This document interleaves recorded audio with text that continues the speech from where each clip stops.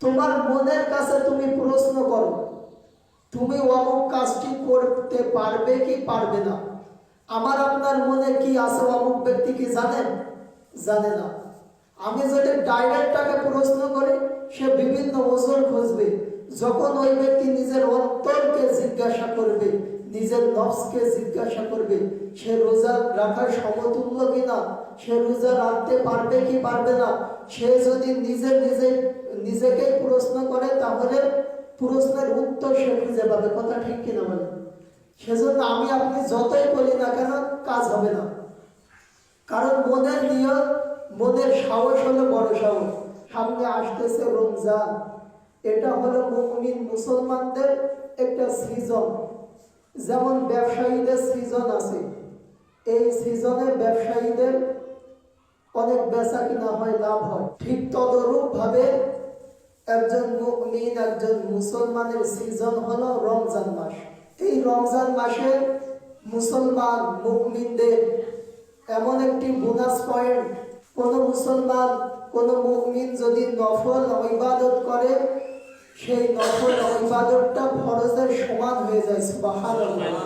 আর কোন ব্যক্তি যদি একটা ফরজ ইবাদত করে, তাহলে ওই একটা ফরজ 70টা ফরজের সমতুল্য হয়ে যায়। সুবহানাল্লাহ। তাহলে দেখুন, এই রমজান মাসের ফজিলত অনেক।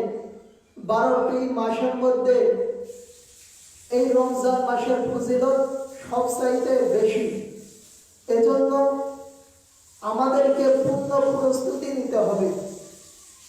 যেমন ব্যবসায়ীরা পূর্ণ প্রস্তুতি নেয় যে সিজন আসার আগে আমাকে এই এই কাজ করতে হবে, এই এই জিনিস আমাকে তুলতে হবে, আমি অমুক জায়গায় বেড়াতে যাব না, বা অমুক কাজ আমি করব না। আমাকে সম্পূর্ণভাবে প্রস্তুতি নিতে হবে। যেমন একজন ব্যবসায়ী পূর্ণ প্রস্তুতি নিয়ে সামনের দিকে অগ্রসর হয়, ঠিক তদরূপভাবে আমরা শাবান মাসের একেবারে শেষ পর্যায়ে, আমি আপনি মুমিন মুসলমান, আমাকেও এমনভাবে প্রস্তুত নিতে হবে, দুনিয়ার সমস্ত ঝামেলা থেকে ফারেক হয়ে বের হয়ে চলে আসতে হবে। অন্তত আমরা যেন আল্লাহ তাআলা রব্বুল আলামিনের ফরজ ইবাদত এই রোজা রাখতে পারি। 20 রাকাত তারাবি যেন আমি আপনি আদায় করতে পারি। এই রমজান মাসে আমি আপনি যেন বেশি বেশি আল্লাহর কোরআন তেলাওয়াত করতে পারি, বেশি বেশি কিয়ামুল লাইল করতে পারি, তাহাজ্জুদ নামাজ আদায় করতে পারি। আল্লাহ তাআলা রব্বুল আলামিন সূরা বাকারার 183 নম্বর আয়াতে বলতেছেন, ইয়া আইয়ুহাল্লাযীনা আমানু কুতিবা আলাইকুমুস সিয়াম কামা কুতিবা আলাল্লাযীনা মিন ক্বাবলিকুম লাআল্লাকুম তাত্তাকুন। হে মুমিনগণ, তোমাদের উপর আমি আল্লাহ তাআলা রব্বুল আলামিন রোজাকে ফরজ করে দিলাম, যেমন ফরজ করেছিলাম তোমাদের পূর্ববর্তী গণের উপর। লাআল্লাকুম তাত্তাকুন, যাতে করে তোমরা মুত্তাকি হতে পারো। এই রোজা রাখা কষ্টকর বিষয় না? কষ্টকর বিষয়। আল্লাহ তাআলা রব্বুল আলামিন মুমিন মুসলমানদের সান্ত্বনা দিচ্ছেন। কি সান্ত্বনা দিচ্ছেন? পূর্ববর্তী উম্মতেরা যেমন রোজা রেখেছে, এখানে শুধু রোজা আমাদের উপর কি ফরজ করা হয়েছে? ফরজ করা হয়নি। পূর্বে যত উম্মত আছে, সমস্ত নবী রাসূলের উম্মতদেরকেও আল্লাহ তাআলা রব্বুল আলামিন রোজা ফরজ করেছিলেন, আমাদেরকেও রোজা ফরজ করেছেন। এই রোজা কাকে বলা হয়? সাওমের আবিধানিক অর্থ হলো বিরত থাকা, আর শরীয়তের পরিভাষায় বলা হয় সুবহে সাদিক থেকে সূর্যাস্ত পর্যন্ত নিয়তের সাথে পানাহার থেকে, স্ত্রী সহবাস থেকে বিরত রাখার নামই হলো সাওম, রোজা বলা হয়। এজন্য মুসলমান ভাইয়ের আমার, আমি আপনি আল্লাহ তাআলা রব্বুল আলামিনকে খুশি করার জন্য আমি আপনি সকলে রোজা রাখবো। আজ আমি আপনি বিভিন্ন ফতোয়া খুঁজি, বিভিন্ন ওজোর খুঁজি। রোজা রাখলে আমার এই হবে, সেই হবে, আমার মাথা ঘুরে, পেট লাগে, আমার হাত গরম হয়ে যায়, মাথা গরম হয়ে যায়। বিভিন্ন তামাশা করি। কথা ঠিক কিনা বলেন? আপনি ভালো জানেন আপনি রোজা রাখতে পারবেন কি পারবেন না। এজন্য রাসূল সাল্লাল্লাহু আলাইহি সাল্লাম বলতেন, তোমার মনের কাছে তুমি প্রশ্ন করো, তুমি অমুক কাজটি করতে পারবে কি পারবে না। আমার আপনার মনে কি আছে অমুক ব্যক্তি কি জানেন?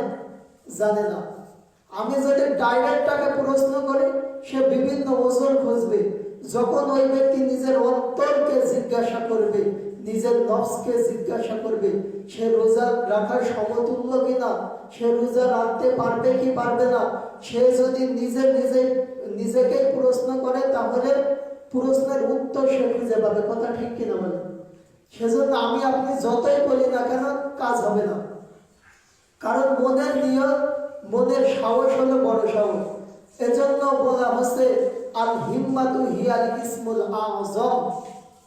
মনের হিম্মত, মনের সাহস হলো সবচাইতে বড় হিম্মত। কারণ আমি আপনি যদি খাস নিয়তের সাথে একটা কাজ করার সিদ্ধান্ত নিই, যদিও ওই কাজটা না করতে পারি, তাহলে তার কাছাকাছি আমি আপনি যেতে পারবো। কথা ঠিক কিনা বলে? আবার কেউ কেউ পরিপূর্ণ প্রস্তুতি নিয়ে যখন, মনের সাহস নিয়ে যখন এগিয়ে যায়, আল্লাহ তাআলা রব্বুল আলামিন তার খাস নিয়তের কারণে, তার মনের হিম্মত থাকার কারণে এক সময় আপনি দেখতে পারবেন ওই ব্যক্তি ওই কাজটা করে ফেলাই দেয়। এমন আমাদের চোখে কি ধরে না? আমাদের চোখে কিন্তু পড়ে। তার একমাত্র কারণ হলো সে মনের হিম্মত, মনের সাহস নিয়ে এগিয়ে গেছে, ওই কাজটা করতে চেয়েছে, এই জন্য সে পেরেছে। আর এক ভাষায় বলা হচ্ছে এই মনের হিম্মতটা হলো ইসমে আযম। ইসমে আযমটা আবার কি? ইসমে আযমটা হলো একটা বিশেষ দোয়া। এই দোয়াটা সবাই জানে না। এই দোয়াটা করতে দেরি, কিন্তু আল্লাহ তাআলা রব্বুল আলামিন কবুল করতে দেরি করেন না। আল্লাহ তাআলার বিশেষ বিশেষ বান্দা, বিশেষ বিশেষ বন্ধু, বিশেষ বিশেষ ওলিরা এই দোয়াটা জানতেন। জনসাধারণ মানুষ এই দোয়াটা জানে না, কারণ এই দোয়াটা জানলে সে নিজেকে কন্ট্রোল করতে পারবে না। আর আমাদের মাঝে তো এখন হিংসা হিংসি বেশি। কথা ঠিক কিনা বলে? আমরা একজনের ভালো আরেকজন দেখতে পারি না। যখন দেখা যাচ্ছে আমাকে টপকি আরেকজন করে যাচ্ছে, এই দোয়াটা যদি আমার আপনার জানা থাকে, তাহলে তাকে ল্যাং মেরে ফেলে দেওয়ার জন্যই যথেষ্ট। কথা ঠিক কিনা বলে? এই জন্য এই দোয়াটা সবাই জানে না। আল্লাহ তাআলার প্রিয় বান্দা, প্রিয় ওলি, আল্লাহ তাআলার নৈকট্যতম বান্দা বান্দিরা তিনারা জানতেন।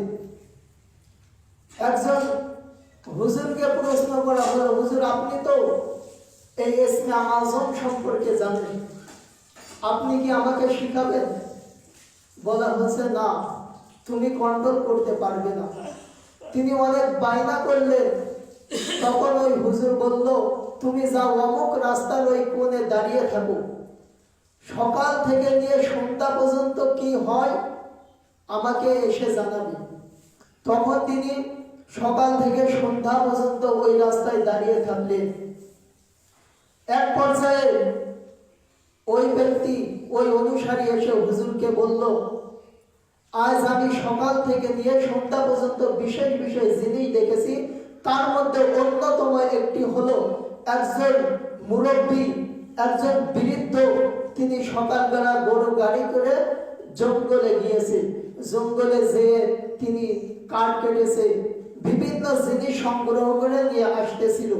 যখনই ওই রাস্তায় এসেছে, একজন যুবক তার ওই গাড়ি থেকে মাল কেড়ে নিয়ে ওই বৃদ্ধকে ইচ্ছা মতো ঠেঙাতে লাগলো, মারতে লাগলো। তখন আমার মনে হচ্ছিল ওই ইসমে আযমটা যদি আমার জানা থাকতো, তাহলে ওই যুবককে আমি ওখানে শায়েস্তা করে ফেলতাম। তখন ওই হুজুর বলল, দেখো তোমার যদি ওটা শিখিয়ে দিতাম, তুমি আজ অন্যরকম করে ফেলতে। তোমার নামে বলেছিলাম তুমি কন্ট্রোল করতে পারবে না। তাহলে দেখুন ভাইরা আমার, এই ইসমে আযমটা সবাই জানে না। আল্লাহ তাআলার নৈকট্যতম বান্দাগুলি জানে, আল্লাহ তাআলার ওলিগুলো জানে। এর জন্য আমি বলতেছিলাম, মনের হিম্মত হলো বড় হিম্মত, বড় সাহস। আপনি যখন মনের হিম্মত নিয়ে এগিয়ে যাবেন, আল্লাহ তাআলা রব্বুল আলামিন আপনার মনের ইচ্ছাকে অবশ্যই অবশ্যই পূরণ করবেন। এজন্য সামনে আসতেছে রমজান। আমি আপনি মনের পাক্কা ইরাদা করে ফেলি, আমি আপনি সকলে রোজা রাখি, তারাবির নামাজ আদায় করি, বেশি বেশি নফল ইবাদত করি, বেশি বেশি কোরআন তেলাওয়াত করি, বেশি বেশি কিয়ামুল লাইল করি। যেমন আমি আপনি মোবাইল চালাই, মোবাইলের 100% চার্জ আমি আপনি দিই। আমার আপনার একটা আশা থাকে, এই ফোনে 100% চার্জ দিলাম, এতক্ষণ লাস্টিং করবে। ঠিক ততক্ষণ ভাবে আপনাকে এই রমজানে এমন ভাবে প্রস্তুতি নিতে হবে, এমন ভাবে নিজেকে গড়তে হবে, এমন ভাবে নিজেকে তৈরি করতে হবে। এই একটা মাস আল্লাহ তাআলা রব্বুল আলামিনের ইবাদত বন্দেগী করে নিজের ভাগ্যটাকে, নিজের ক্যারিয়ারটাকে পরিবর্তন করা। এই একটা মাস যখন আমি আপনি ইবাদত করব, আমার আপনার ব্যাটারিতে এমন চার্জ হবে, এই চার্জ হওয়ার কারণে বাকি 11টা মাস আমি আপনি যে রমজানে যেমন ইবাদত করলাম, আল্লাহকে খুশি করলাম, এমন ভাবে ব্যাটারিতে চার্জ দিতে হবে যেন বাকি 11টা মাস আল্লাহ তাআলা রব্বুল আলামিনের ইবাদত করে আমি আপনি কাটাতে পারি। এই জন্য মুসলমান ভাইরা আমার, রোজা আল্লাহ তাআলা ফরজ করেছেন না নফল? ফরজ। তাহলে এটা আমাকে আপনাকে আদায় করা ফরজ না? ফরজ। তাহলে আমি আপনি যদি ফরজ ইবাদত ছেড়ে দিই, আমার আপনার পরিণতি কি হবে? এজন্য আমি আপনি আল্লাহ তাআলা রব্বুল আলামিনের ফরজ এই বিধান, রোজাকে আমি আপনি যেন মাহরুম না করে ফেলেন, ছেড়ে যেন না দিই।